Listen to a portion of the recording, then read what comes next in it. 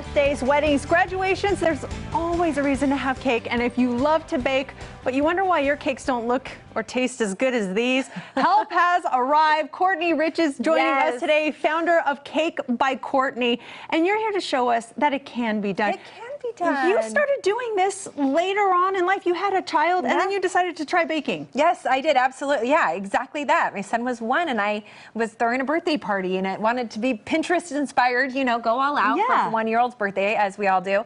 And I thought, okay, this is the perfect time to make a cake from scratch. I'd never done it before. I was 27 years old.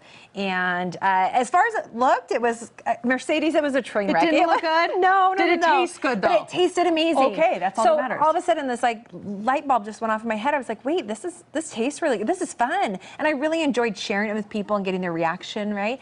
So it just became kind of my creative space. And I would just go into the kitchen during nap time and when I didn't have my other work going on, and I would just start to create and try other people's recipes. And over the course of like 6 years, I really just kind of taught myself the do's and don'ts of baking, the chemistry behind making a recipe, and then started to share it with people. Let's show some of the tips and tricks when it comes to decorating, because I'm fascinated by this. This is one of the big trends. This is the ombre cake. And you made this beautiful ombre white cake right here. And you're gonna show us how to decorate our own. Now you started here at the bottom. I started at the bottom. Now just notice right here, we already have this thin layer of frosting. This is called a crumb coat. Okay. So when I stacked my cake, and we want to make sure they're nice and level, so get a serrated knife or a cake leveler to just make them nice and flat.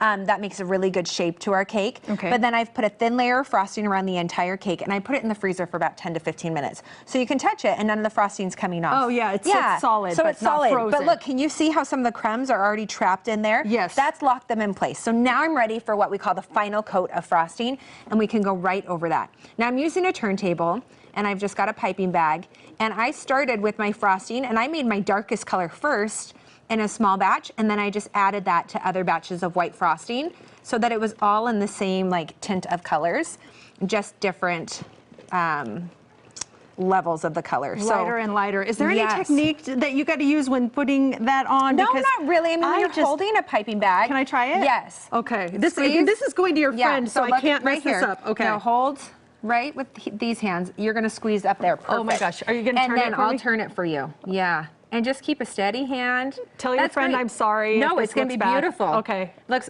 perfect. Okay. There you go. And then you just blend these colors. And once we start scraping the side with our scraper, like everything blends together.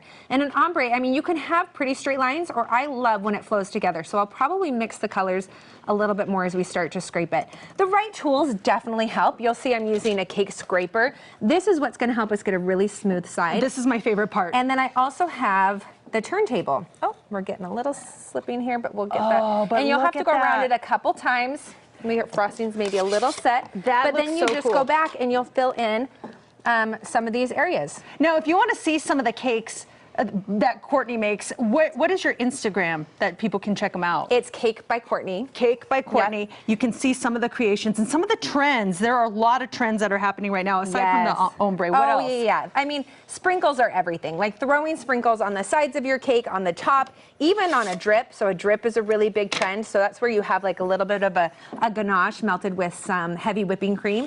And you just pour it over the sides of your cake. Oh, I love this. And you have a really beautiful look on that way. Also geometric, like doing just some patterns and shapes. I painted a cake the other day with edible art paint, which was really fun, and just did like some lines to kind of make it look plaid. But see how I'm filling in? Sorry, I'm jumping around. But it's okay. It looks like this is how it's meant to be. It's kind of like this sunset going on. Yeah. But you just kind of keep filling in your gaps and keep scraping, and you'll get the straight side, and everything will start to blend. And then, yeah, we can go ahead and we can put on some macarons. These ones were pre-made. I actually found these at Costco. Oh, they're beautiful. We're going to have to wrap, so we're going to finish the cake here. But if you want to order your own Cake by Courtney, she has a subscription service, and you can get all the ingredients pre-made, and you can throw it together and make like creations like this. It's absolutely really easy. Thank you. What's your website again? CakeByCourtney.com. CakeByCourtney.com. There you go, Ted. Over to you.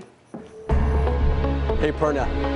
I think we should lick that cake and go put it in the break room. Because it's ours. That would be me. And in fact, they're all watching right now, so that's not going to happen.